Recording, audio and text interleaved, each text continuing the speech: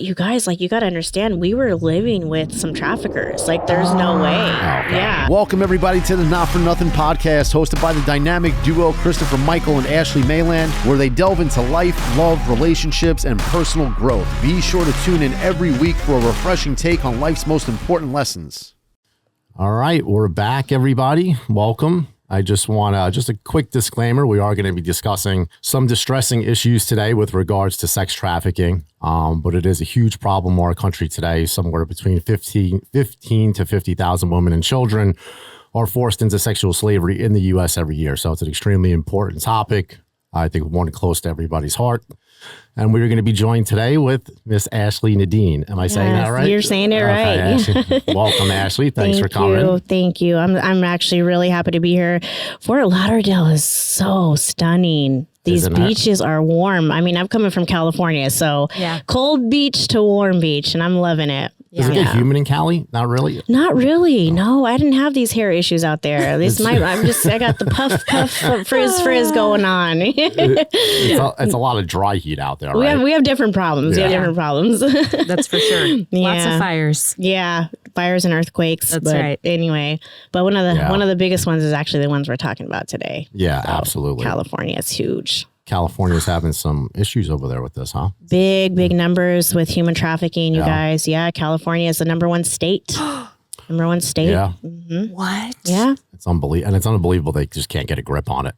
It really is. I mean, it's really crazy because I think because sex trafficking isn't in your face and you don't just see it right in front of your eyes, I think a lot of them turn a blind eye to it. Mm-hmm. And they're like, well, it's an issue. We know it's actually an epidemic, you guys. Wow. Yeah. This is a whole, thankfully we have movies like The Sound of Freedom. I don't know if did you guys get a chance to see it? Great movie. I did as well. Okay. So good. Okay. Thank God for that because it's becoming mainstream now. Yeah. Mm-hmm. And it wasn't for a long time. So when I was doing this, it was really taboo and people were like, human trafficking. What's that? Right. And it wasn't like, it's not some glamorous thing to go out there and share my story or to talk about these issues. And like I said, a lot of people want to just turn a blind eye.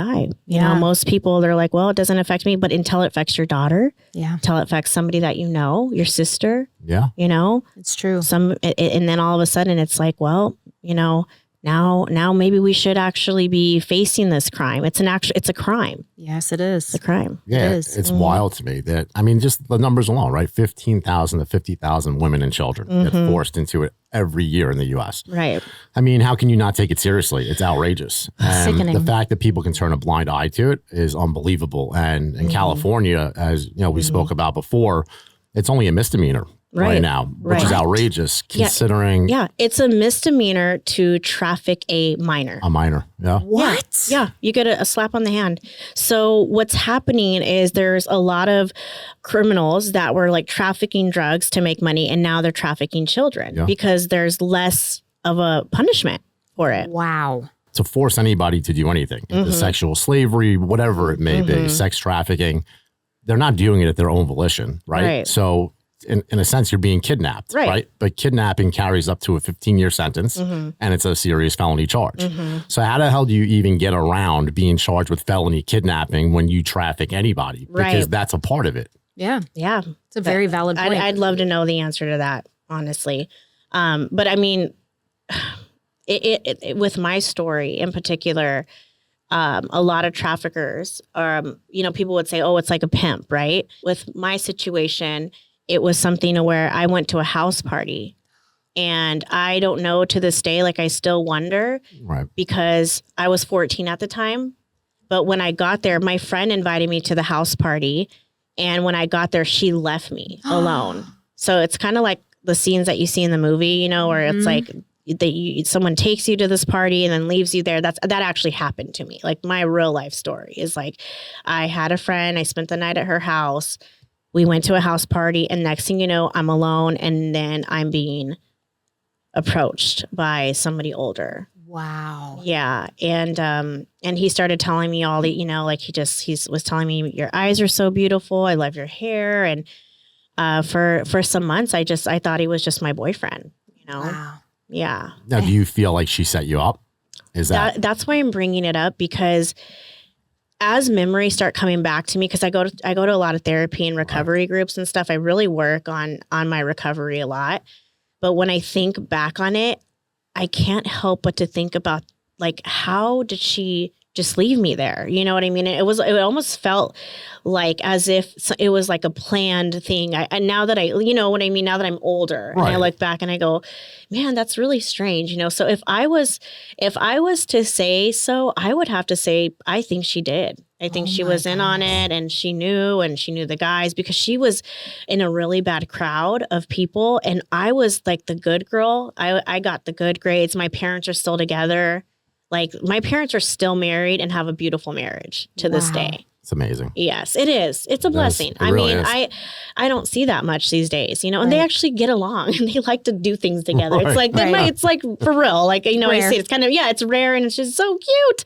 But I've always aspired to have something that they have. And so I think for me, I was like such an easy target because I was so gullible and I believed in love. I mean, I was 14 and my parents met at 15.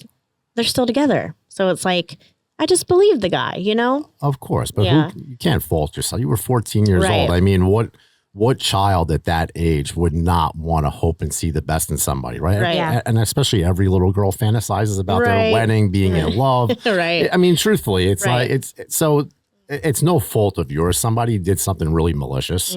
They set you up. They took advantage of your vulnerability at that age. And honestly, they should be buried under the prison for it. Right. Yeah. And kind of like Chris said, just adding on to that, like at 14 years old, you're still so naive to the world. You haven't seen the darkness that there is out there. You haven't really even, especially if you grew up in a good family. I mean, mostly if you grew up in a good family, you haven't experienced that kind of darkness. So it's hard to even believe it exists, you know? It really was, because I was that kid that I was a cheerleader. I was a dancer. I got the good grades. I mean, it never even entered into my mind, you know, that somebody would have those intentions or anything. And so, but anyways, what happened is for the next couple months after I met him, I went through something called the grooming process. So I'm using these terms because now that it's almost like therapy, people know what triggers are now. You know, grooming is something where they gain your trust, right? And so my trust was gained, and it was very, very, again, easy for him to sway me into believing that he really loved me. Right. Yeah. Gosh. Yeah. Can you give some examples of the ways that he did that? Yeah. At first, it was all like just all the compliments and the gifts. And he had a really nice car too. So I think that was something that I was like, oh my gosh, he drove like a BMW. But he would take me to this one particular house in the Hollywood Hills, and he would point at it and he would tell me, like, that house is going to be ours one day. Like, he would just like constantly reaffirm, like, we're going to be together. We're going to build this life. And it was like all the fairy tale dream, you know. But then very, very shortly after that is when the abuse started. Oh my gosh. Yeah. And I mean, like, I was introduced to 2 other traffickers that, like, just by looking at them, you guys would, like, as a grown woman, you'd be like, you know, intimidated because they just had that look, you know what I mean? And you just knew, you just knew. And one of them in particular was super angry all the time. And he would use like other girls as an example. So like he would do like crazy things to them, and then we would be like freaked out. Yeah, too scared to say anything, do anything. So he would basically do that in front of you. Yeah. To deter you from. Oh yeah. Right. Yeah, yeah. And oh gosh. Take your time. You're okay. It's okay, Ashley. Take your time.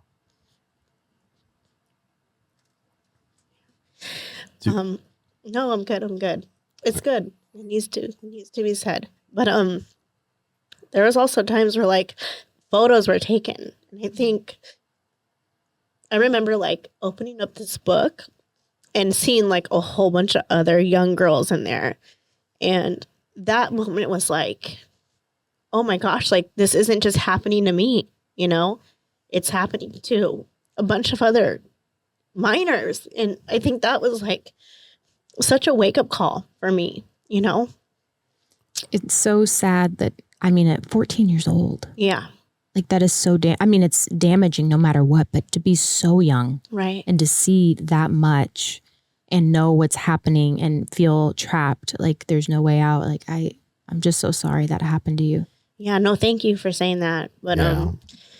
yeah, it's just it's in my heart is so big. So it's like when I saw that there was other children or like other girls my age being affected by it, that's when I was like, it was a shocking moment for me because I'm such a protector of others. Like I was like that girl that would want to protect people being bullied. You know what I mean? Like that was just, I've always been like that. And so when I saw that book, I was just like, oh my gosh, like it just really hit me that I wasn't the only one, Right. you know? Was there a particular moment when your brain switched from this is a guy that's interested in me to, oh my gosh, what's happening right now? Like That's a really good question. Yeah. So one of the days in particular, we went into the Hollywood Hills and, you know, he was showing me the house and saying that house was going to be ours. And then I remember driving down like this windy road and we stopped at this park. And when we got to the park, that's when he told me like, get out of the car. And I was thinking like, because at this moment I was like, oh, he's going to propose or like there's going to be, you know, some magical moment or something. But instead that's when I was introduced to these two other cars pulled up. And that's when I knew because the other traffickers that got out of the car like that, my life was not going to be the same. Like it was like an instant moment. I was like, oh my gosh, like, you know, I knew I was in major danger at that point. And that was the day that everything began to shift for me. So did he drive away at that point and leave you there? No. I got back in the car and what they told me is like, you're going to make grown woman money.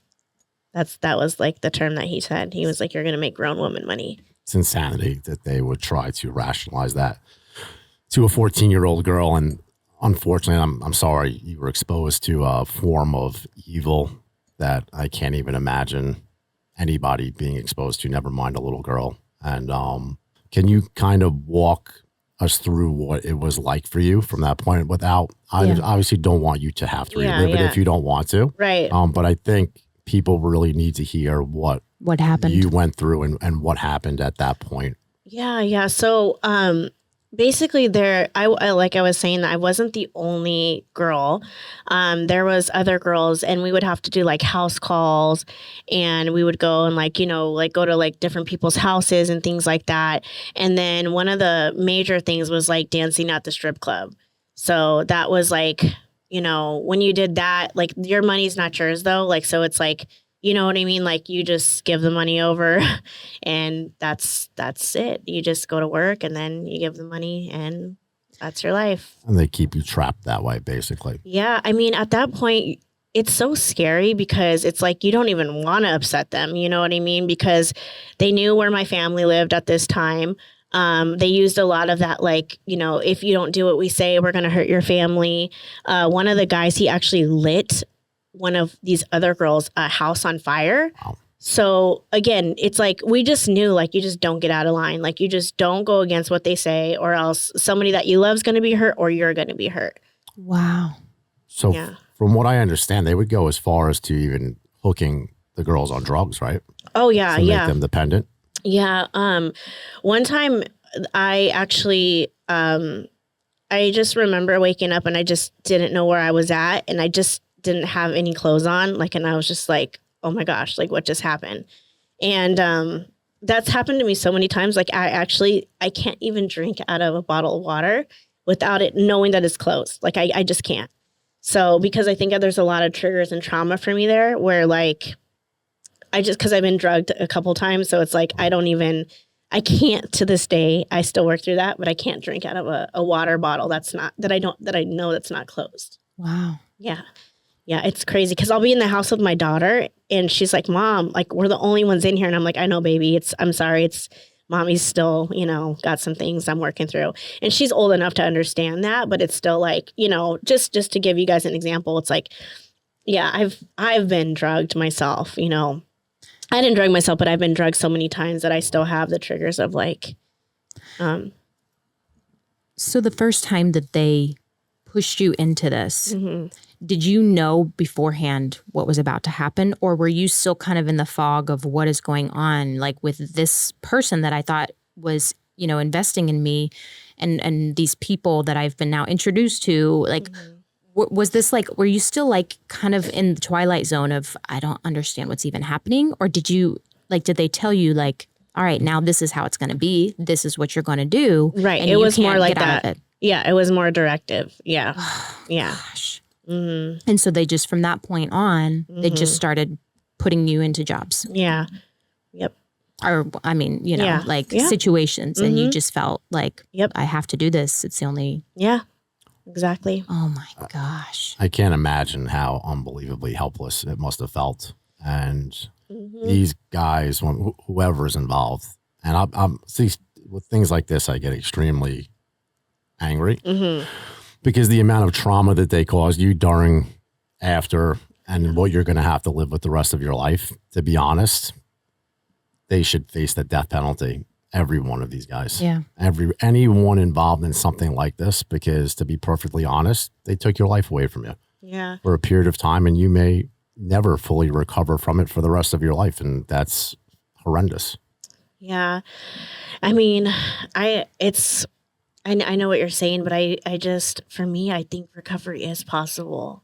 You know, I really do. I truly believe in recovery, and it takes work. Lots and lots of work, you know, but I mean, I got to say that it's in a crazy way. I'm actually thankful for what I've been through.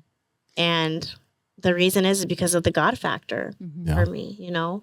If I wouldn't have been through all those dark times, I don't think I would have been willing to reach out and cry out to God, you know, because I had a miraculous situation. When I got pregnant with my daughter, I actually was in the back of a strip club dressing room. Wow. And I looked up in the mirror and I had an encounter with God in the back of a strip club. Yeah. Can you tell us about that? I sure can. I'd love to. So I wanted to confess everything that was going on in my life because I had gotten pregnant and I knew I had a decision to make. And if I was to keep my baby at the time, you know, the traffickers don't like that because you're not going to make money, right?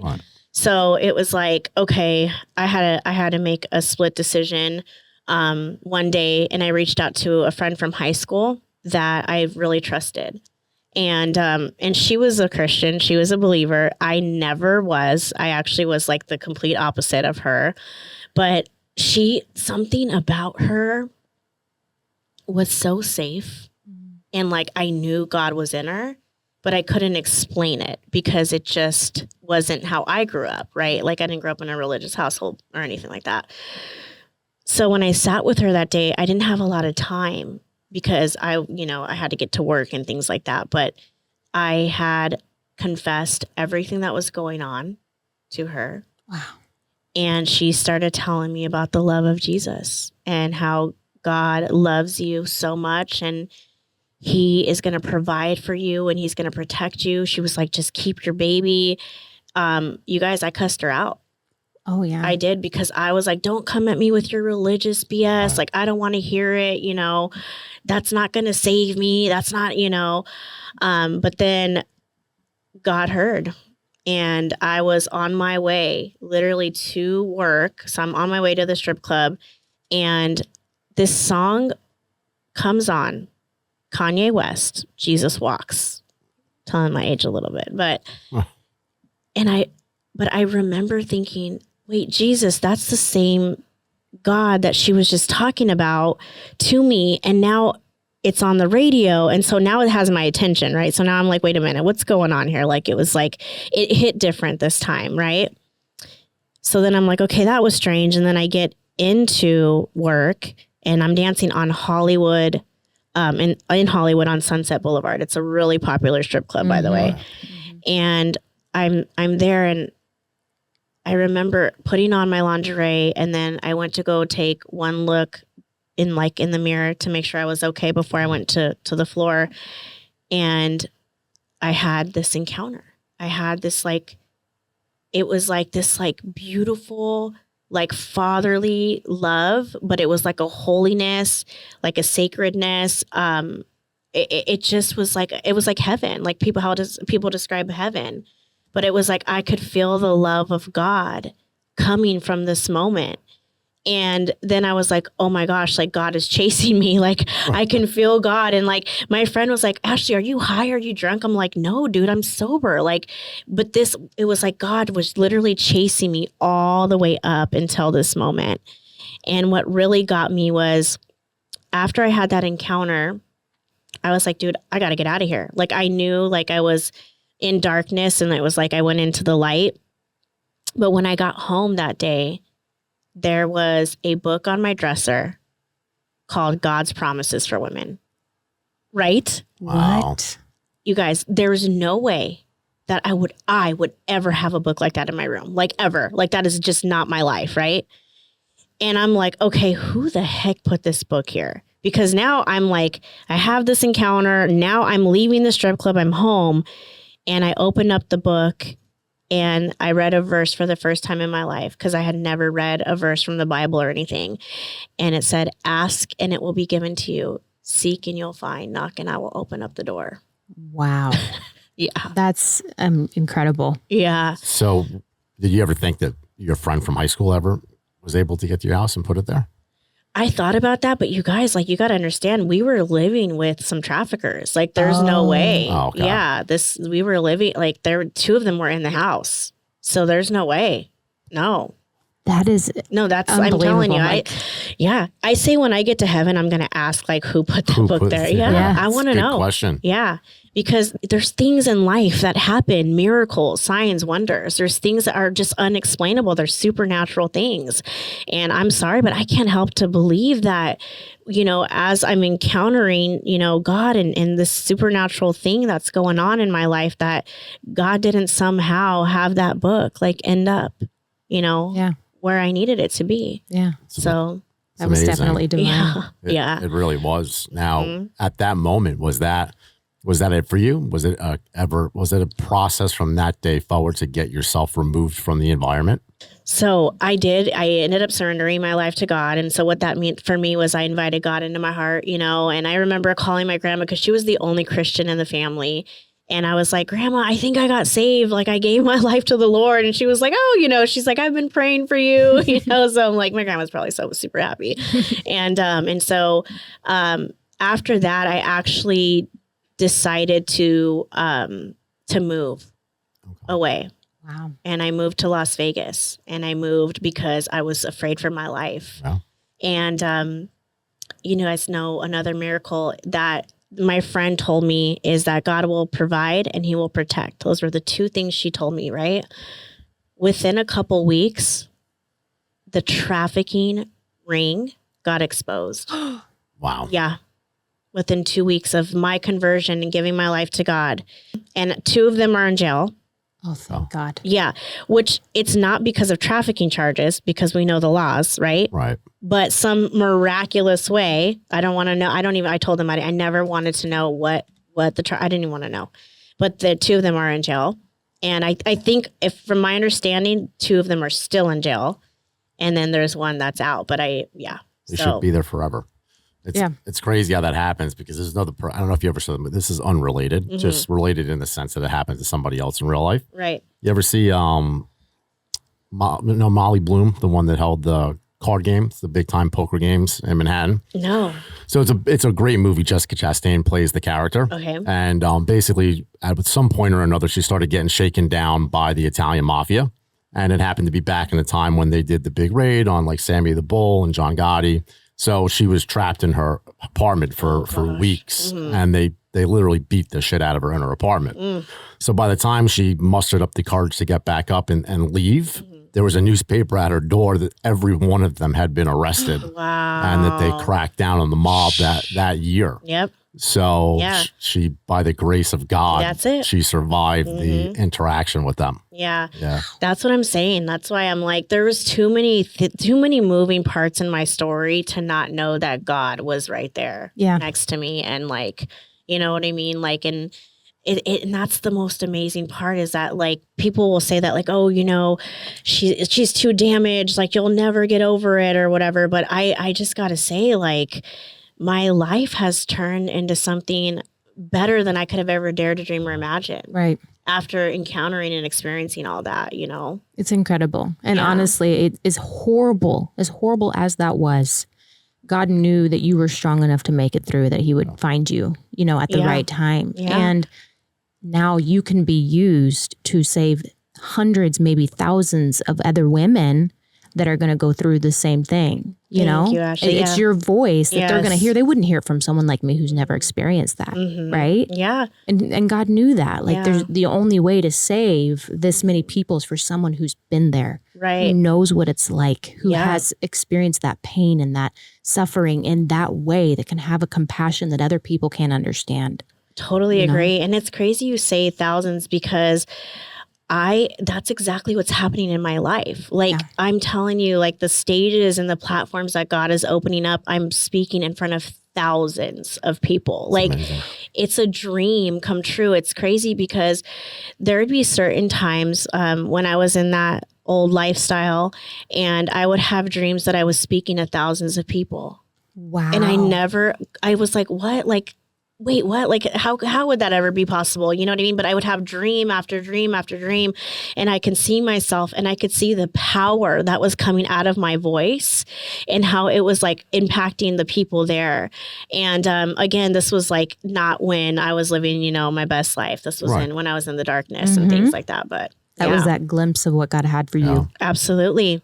And it says that in Jeremiah 33 that God will show you great and mighty things that are to come that you don't know about yet. Mm-hmm. So people think, oh, I just had this dream, or it's just this desire in my heart. But it's like, no, that is God speaking to you. Yeah.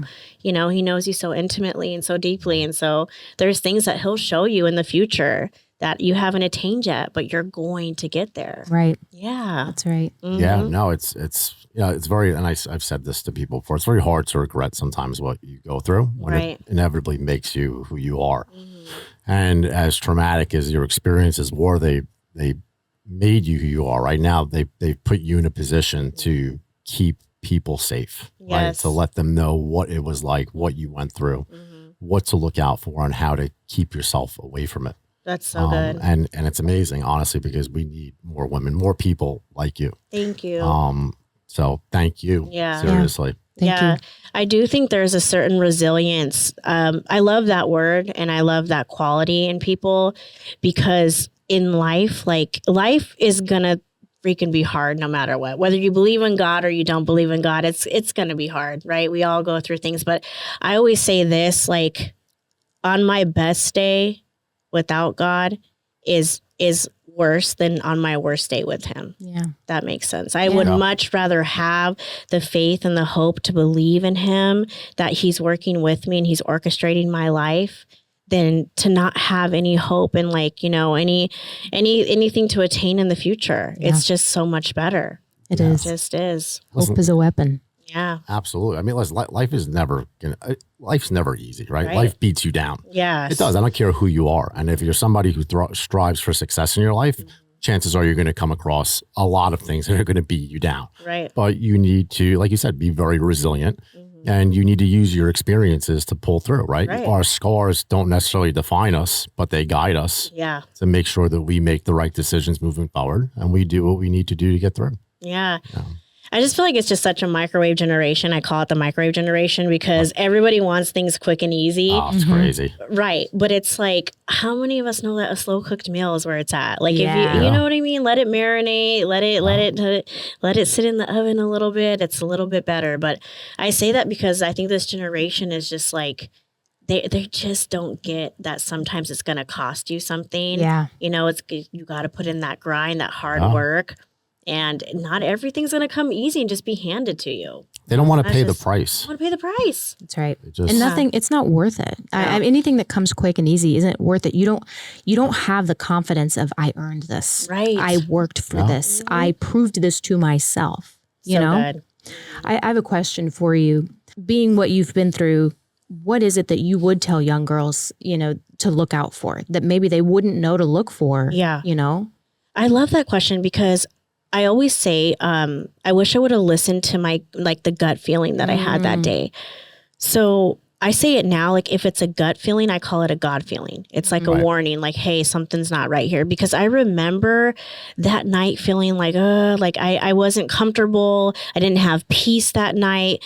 I just remember having a bad feeling and thinking, it just felt weird. And I wish I would have had somebody tell me like, hey, like if you ever kind of feel like something's not right, just maybe not go, or maybe, skip out on that night or whatever. I've heard people say like, yeah, I just had a bad feeling. I got in an accident that day or whatever it is. I shouldn't have taken that plan, whatever.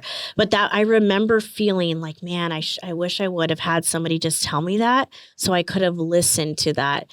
Like that inner voice, Right. Yeah. Right. Yeah. For So sure. that would be my advice is just if it feels unsafe or unright, don't go. Right. And Just don't go. are there little things that happened, like little tiny things that you didn't pick up on because you were naive, being 14 years old, that as an adult now you could go, that was a sign? Yes. Like, for example, even the girl that I was hanging out with. I mean, I remember thinking she would like hitchhike. Like one time we went to the mall and she was like, oh, let's just hitchhike home. And I'm like, what? Like my parents would never even let me, I didn't even ride the bus. Like they would pick me up every day, like that's something I do with my daughter. Like I take her to school. I don't even like her walking home. That's just how I am. I like to be a present mom, And so, and that's how my family was. And so I remember kind of thinking like her mom wasn't there as much as my family was. So those were like the little signs where she was raised by a single parent, but I had two parents in the home. And there was a difference there. Right. I'm not saying that I'm a single parent now. So it's like, it's not that, you know what I mean? It doesn't make you a bad parent. I'm just saying that there were signs that I was like, also her mom slept upstairs. Right.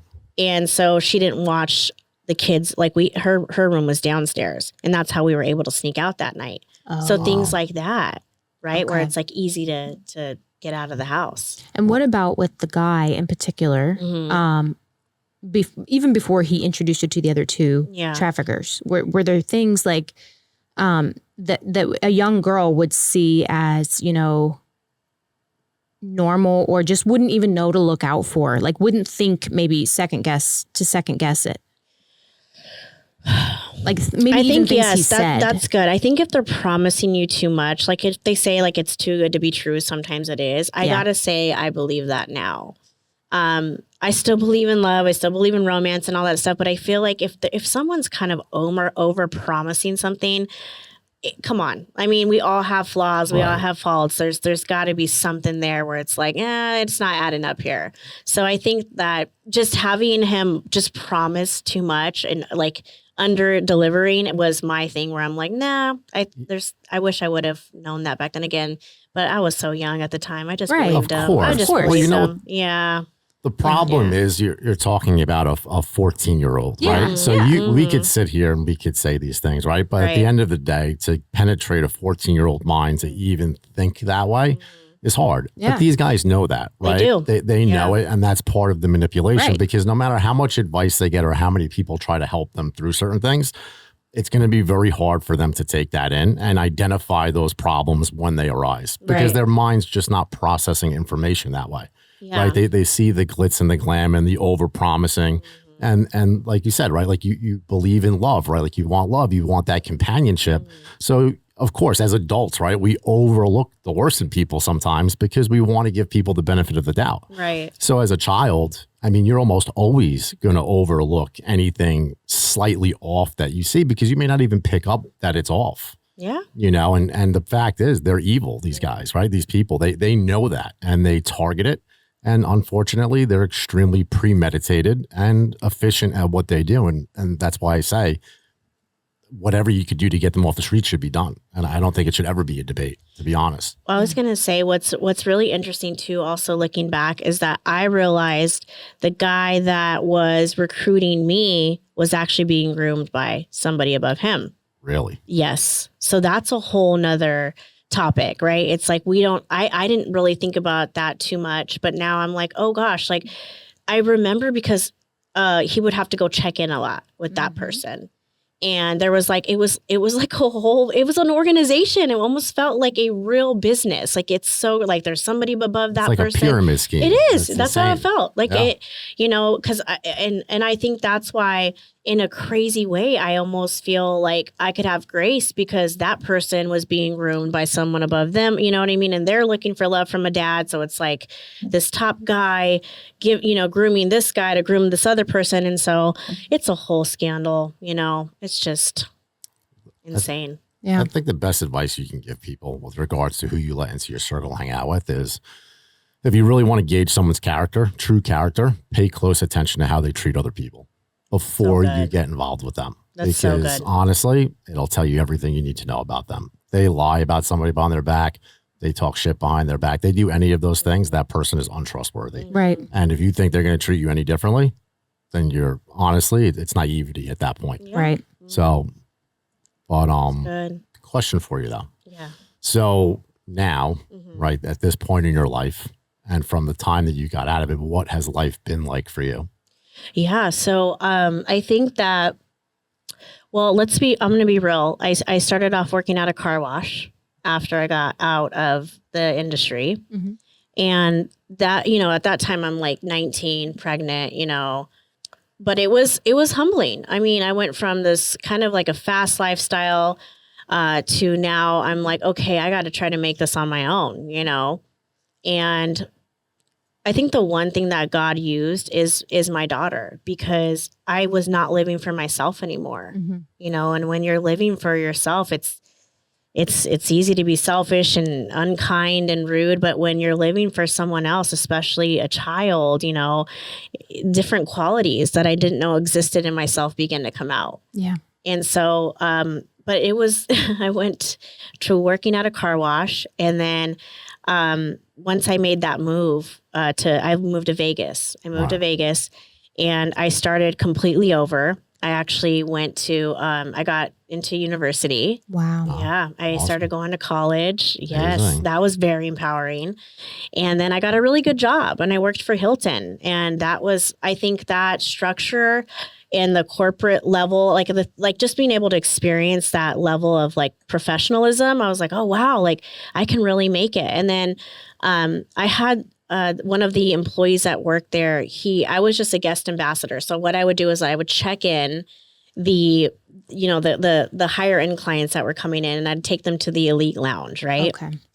But there was also a sales department because they were selling condos as well, right? And so I remember this older gentleman, he was just so kind, and he was like, you're just really, like, you have a great personality. Like, you'd be really good at sales. And he's like, I'm going to write you a check. You go get your real estate license.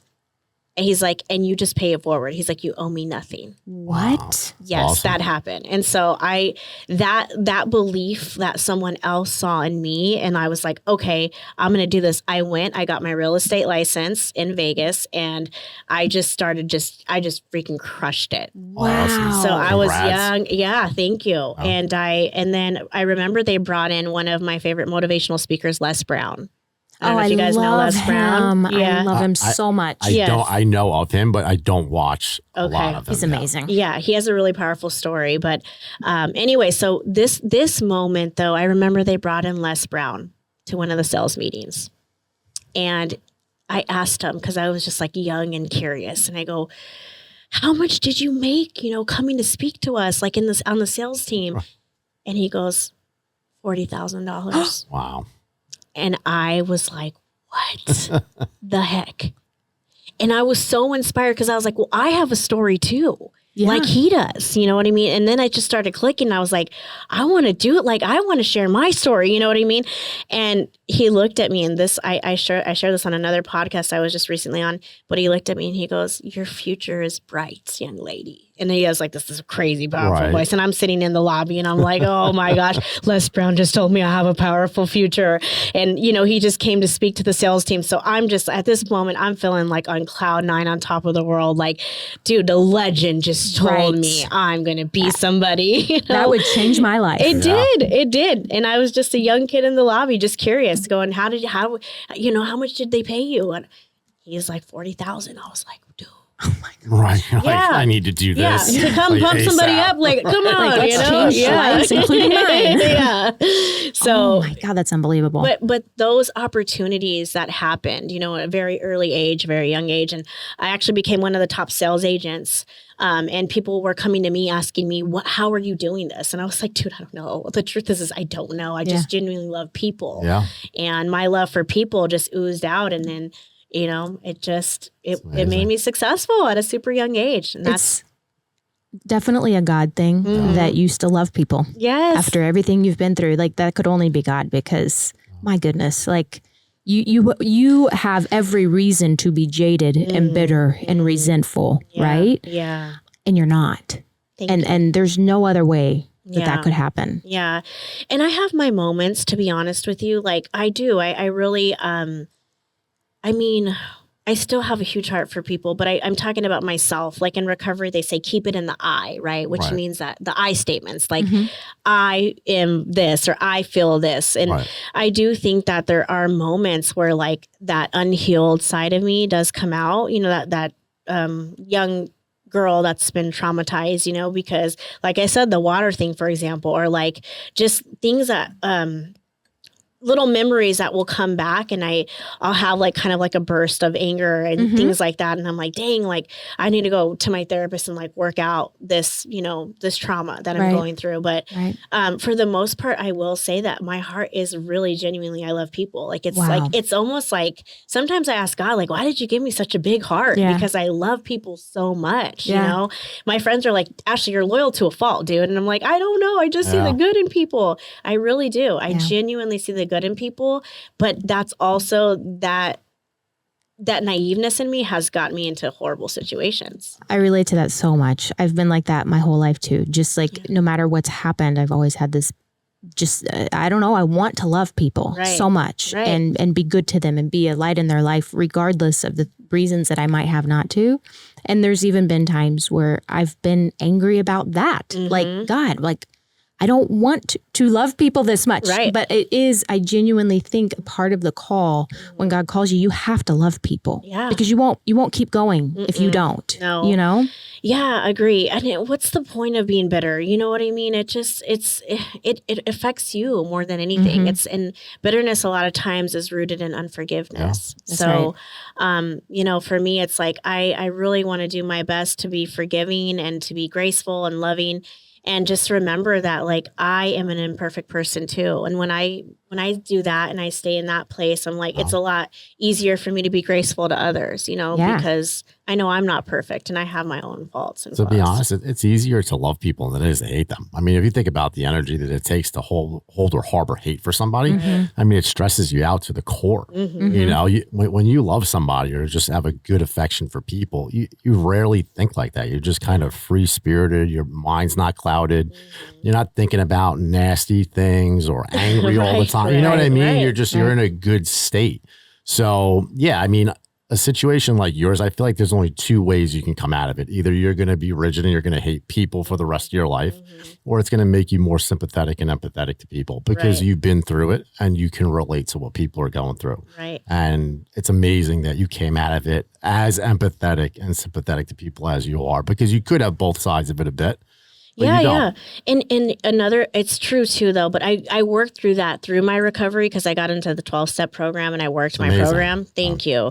I've done it 3 times. But when I first got in there, I was actually more angry with God than with people, which is very interesting because I was like, God, why did you let this happen to me? You know, like, how could you allow this to happen to me? And working my 12 steps and getting a sponsor and accountability partner, I started realizing that just because people do something to you doesn't mean that God's doing it to you. That's right. The beautiful thing about God is that he turns it around and works it out for good. That's the God factor. The people factor is that we have free will to do whatever we want. Those people that did that to me chose to take that path for whatever reason. You know, but God is so good that he intervened and turned it around and worked it out for my good. And how can I be upset about that? You know, I can't. That's so true.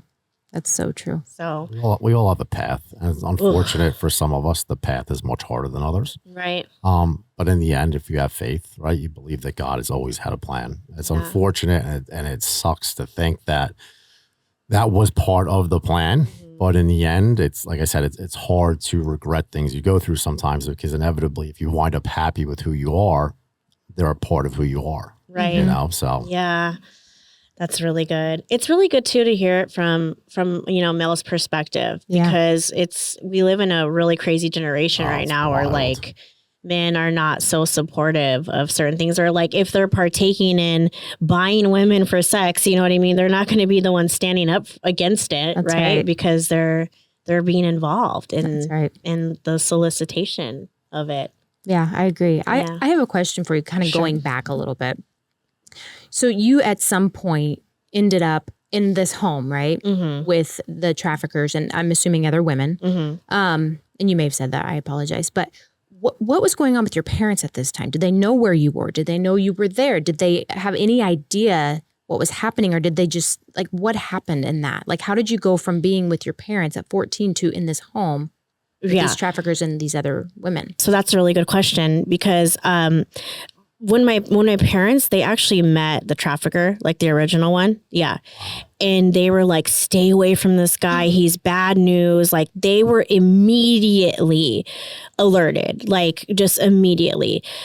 But at that point, I was already lured in. I was already, in love, and I was already broken down and just attached, And so, it was really easy for me to like move in because I was already in love, right? Like as a young girl. Right. And so they tried everything. Like I remember my mom one time, she tried to like lock the house up to try to get me not to go.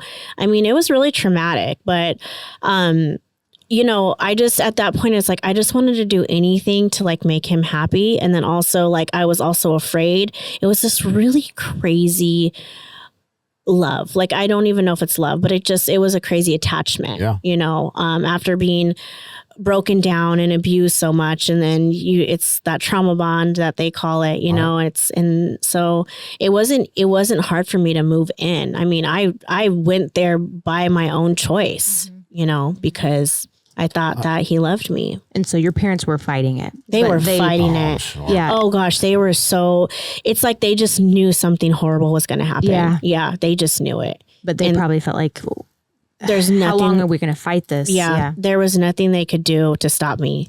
There was nothing. I was too far gone. Wow. Yeah. I was too far gone. It's wild. And I think it's important that people understand that. I think a lot of people's perception is that during trafficking, that you're kidnapped and locked away from everybody. Right. And the crazy thing is, it's not just that, right? Oh. There's an invisible cage that some people are in, right? Where you just can't get away, even though you have all the exits, what seems like available to you.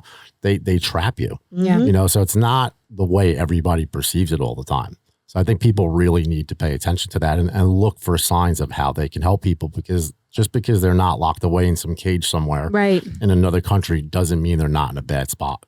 Well, and I think that's a big part of it too. Like you say, it's so common in California, and we probably see it and don't even realize it, because again, like he said, it's a good point that you think when you hear about sex trafficking, most people think, oh, it's these girls that get taken off the street. They ship them off to an island somewhere or to another country, and no one ever sees them again, and we just consider them a missing person. That's what you think of when you think of sex trafficking. Right. You don't realize that it could be literally your neighbor. Right. It could be the girl living next door to you that you just think, is a normal person.